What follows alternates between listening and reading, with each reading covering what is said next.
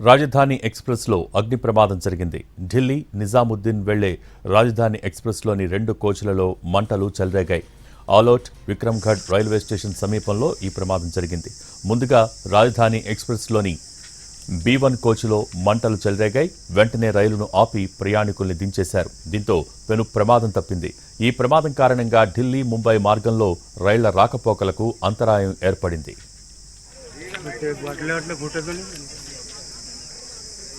తిరువనంతపురం నుంచి హజరత్ నిజాముద్దీన్కు వెళ్తున్న రాజధాని ఎక్స్ప్రెస్ రత్లాం నుంచి బయలుదేరింది. ఉదయం 5:30 గంటలకు లూని విక్రమ్గఢ్ మధ్య రైలులోని B1 కోచ్లో అగ్ని ప్రమాదం జరిగింది. గార్డు వెంటనే లోకో పైలట్ను అప్రమత్తం చేయడంతో వెంటనే రైలును నిలిపివేశారు.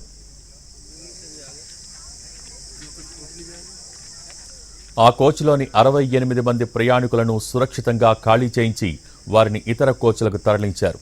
సమాచారం అందిన వెంటనే అగ్నిమాపక దళం ఘటనా స్థలానికి చేరుకుని మంటల్ని ఆర్పేశారు. అగ్ని ప్రమాదంలో 2 కోచ్లు పూర్తిగా దగ్ధమయ్యాయి.